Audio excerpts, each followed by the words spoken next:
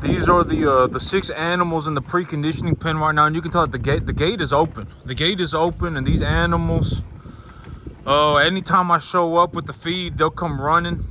And so the preconditioning pen is doing very well. I got them on this creep feed. You can tell that these animals, they're not scared of me. They won't run away when I'm here. And so that's the whole point, right? That's the whole point of precondition. That's one of the big reasons why I precondition these animals. I'm not just putting them on feed. Okay, so when these animals are small, they're not even gonna know what grass is. I think that this is this is very important. The smaller an animal is, the more severe its problems become. If an animal is small, the problems that it has when it's small, it could have the same issue when it's older, but the problems are much worse when they're small. And so these animals, when they first got here, like this is a very good example. These 2 animals right here, they didn't even know what grass was. They were still just practically 100% on milk. And this animal right here was having massive digestive problems when I first brought him in. So that's 50% of the herd. 50% of the herd. And these small animals, if they were not cared for Lucy, leave it alone. If these animals were not cared for properly, all 3 of them, maybe 2 to 3 of them would have died. About 50% of the herd would have died. And if you don't believe me, go and try it yourself and see what happens. Don't just sit there and go, oh, he's just making this stuff up, right? I'm not making this stuff up. There is like me, when I do very well in the cattle business, maybe there's a reason for it, right? And so, just pay attention, okay? These animals, when I first brought them in, these 2, they didn't even know what grass was. This one right here was having massive digestive problems. This one right here, he didn't really even know what grass was either. And he's 350 pounds. And so these animals right here, if I did not take care, if I did not know what I was doing, if I did not put them on a certain plan, half of these animals would have likely died. I'm just going to be honest, half of them. And if I did not put them on the proper diet, more of them may have died. And so that, that is something, just good information. I'm here to pass on good information. I'm not here to tell you that my farm is a la la land journey. I'm not here to tell anybody that. I'm not here to say, whatever, right? I'm not here to be altruistic. I'm just here to pass on good information for anybody, who may be trying to get it, or who may be interested in the cattle business. If you're trying to figure out if this is for you or if it's not for you, this is just, I'm just looking to pass on good information. And so these animals, as of right now, they are on a grass, and I've got them on a 14% creep feed. So what I run the numbers on all my stuff, right? Everything that happens on my farm happens because I have essentially made it so, right? Like the diet plan for the animals, the welfare plan for the animals, the quality of the grass, everything is, and when I say everything is done by me, I'm not saying like I came up with everything and I'm doing everything. I'm most of the time what happens is I go and I look into other people's work. I'll read books, I'll look into other people's work, and if something makes sense to me, I will implement it into my life. I don't just read it, and I don't just do things, right? I'll implement it into my life. And so this stuff is not stuff that I came up on my own. It's not stuff that I came up with on my own, but it is these things that I do on my farm. And so these animals, I got them on a 14% creep feed right now, and the 14% creep feed, it's the Bovatech creep. And so this also has the it's got an ionophore in it that increases their what is it, the amount of the feed efficiency. It increases their feed efficiency ultimately, and it also has a coccidiostat in it.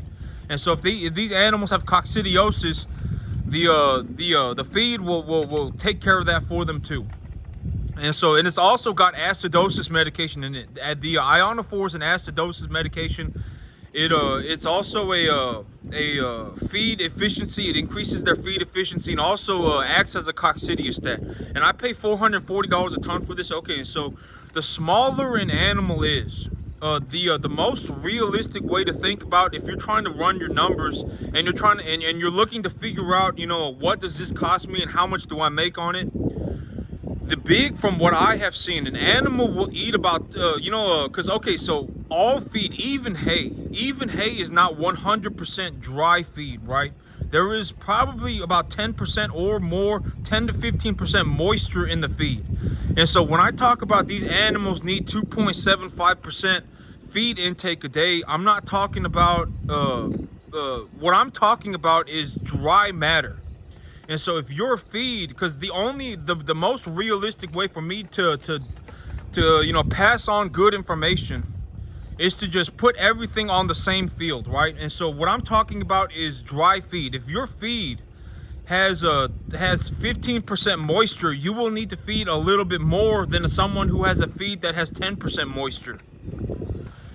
So what I'm talking about is dry feed value. These animals will need about 2.5 to 2.75% of their body weight. That is how much, usually that is about how much they will eat on their own. And so like if I have a feed that is 10% moisture, and I feed it to the animals and I'm looking to feed 2.75% of their body weight, I'm gonna need to feed more, closer to 3%. And so when I feed 3%, 10% is moisture, they will get about 2.7% of their body weight a day in feed. And so when the animal is smaller, it will consume less food. And that's just the common sense way to put it, right? As the animal gets larger, the more food that the animal will eat. And so when I run the numbers on what does this cost me and how much feed does how much am I making on stuff like this, the numbers will be different for a smaller animal. And so for a smaller animal, it is 100% okay for me to feed $440 a ton feed, right? Like if my feed right now, if the feed that I need to give these animals costs me $440 a ton, it's not a big deal, because I don't need to feed very much for these animals to gain weight properly, right? But if the animal is larger, if the animal is like 700 pounds, if I'm paying $440 a ton for feed, I'm going to be losing money. Even if I buy my commodities, even if I'm watching the commodities market and I make a very good commodities investment. Oh, and I'm going to talk about the commodities market here in a second. But I've been looking at the commodities market like I normally do. And about 6 months ago, I was saying that I believe that the best for me the best investment to hedge my cattle investment was to purchase a call option in the long-term treasury bond, right? That was what I was saying, and I still have that option contract until January of next year. And my options contract is not doing very well, but I still have another 11 months on it to see if something happens to the overall economy. Because right now the big from just what I am seeing, right, the commodities market, just from what I am seeing, the cattle herd numbers are very low. And so supply and demand, right? The economy is running pretty hot. The cattle numbers are pretty low. And ultimately, well, I'm not even gonna say the economy's running hot. The economy's kind of running like it's kind of like everything's more expensive, and it's just kind of a mess. It's kind of a mess right now. The economy is kind of a mess, in my belief. The economy's kind of a mess, but long story short, the beef cattle prices have stayed high. The beef cattle prices have stayed high, and the economy has not rolled over. But right now, corn is at like 430. Corn is at 430, and I personally believe that if somebody maybe you want to wait a little bit, or maybe you just want to keep your eyes on the corn market yourself. But I think that right now, somewhere around this price. But the corn market may also go sideways, right? It may also go sideways into infinity. And if it goes sideways into infinity, that's fine by me, because usually when the cattle market goes, when the corn market goes sideways, usually the gap between the lower weight animals and the higher weight animals, usually the price gap it shrinks. And I've been saying this for a long time, right? Usually when the corn price goes sideways for an extended period of time, the lighter weight animals and the higher weight animals, the price gap tends to shrink. And me, I make my money in between, right? I'm not a cow-calf operation. I'm a stalker and a backgrounder, right? And so if the price between the higher weight animals and the lower weight animals shrinks, I will still benefit. So I will still make more money. But if the corn price goes up,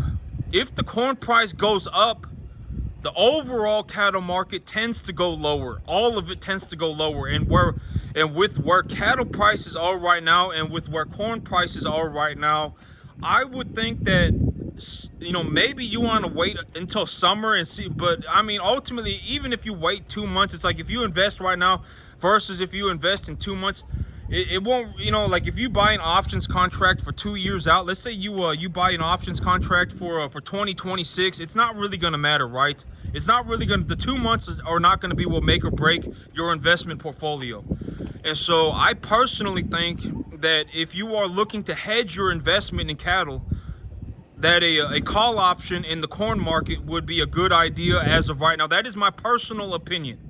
That is my personal belief. With the corn is at like 430, and to put that into perspective, I purchased my corn at 480.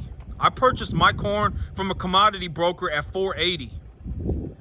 And so you know, the corn price right now, it's about 15% lower, but it don't really matter to me, right? Like, oh my god, you know, I paid $215 a ton for my corn, but if I bought it right now, I could pay $195. It's not really gonna matter, right? To me, it's not really gonna matter.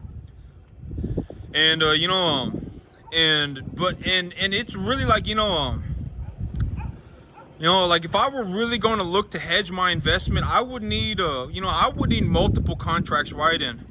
But I mean, I'm pretty sure you could buy several contracts for about $1,000, several contracts, and you know, they would be leveraged. And so if the corn market were to go up high and that were to put a downwards pressure on the cattle market, you know, you could turn that $1,000 into like 10 grand, right? And so that may help. That may actually be well, that would be a realistic hedge for my investment, right? Because like when I look at my farm, if I anticipate that I could lose, you know, $10,000 in my cattle business because the overall commodities market is not doing very well, then if I could invest $1,000 into a hedge against that, then now I live with a peace of mind, right? It's not like, you know, it's like buying car insurance. It's like buying car insurance.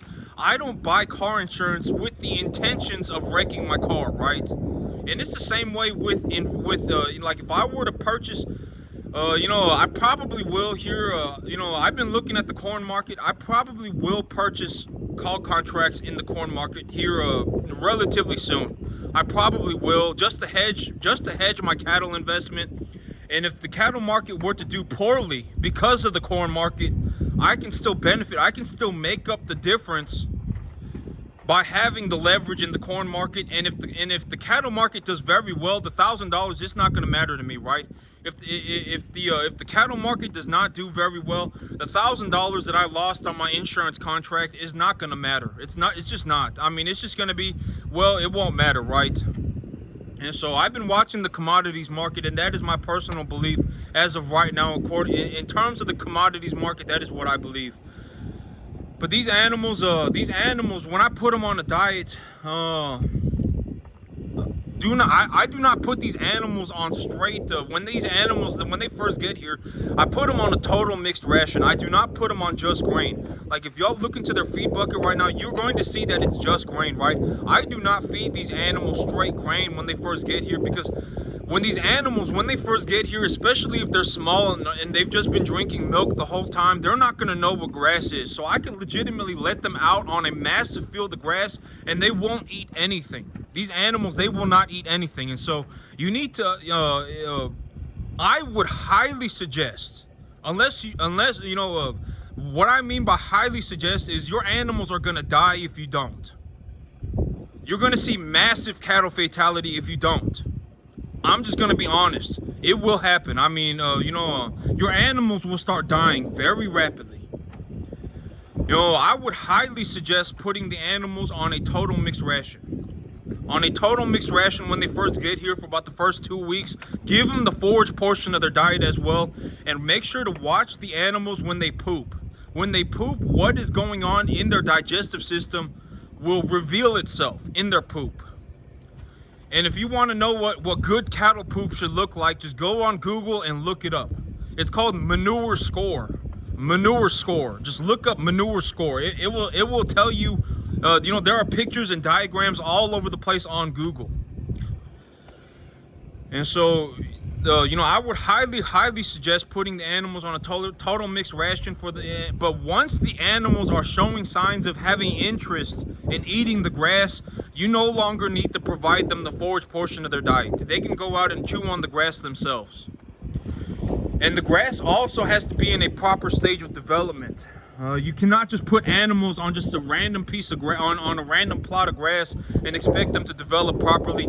And the ultimate reason for needing your animals to develop properly is if your animals do not develop properly, you will not make any money. The commercial beef industry will not want your animals, and the commercial beef industry are the people with the money. They are the ones who can pay you. Most of the time, the commercial beef industry, they are the people with the big checks. If you have to sell your animals to Farmer Joe across the street, chances are he's not going to have enough money. He's not going to have the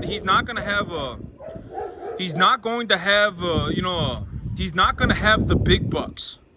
But if you raise your animals to a commercial standard and sell your animals to the commercial beef industry, they will write you the big checks. They will write you the big checks. That's where the money is. From what I have seen, the commercial beef industry is where the money is. And so these animals need to develop properly. They need to be put on the right feed. They need to be kept healthy, etc., etc. But that's it for me today, YouTube. Y'all have a good one.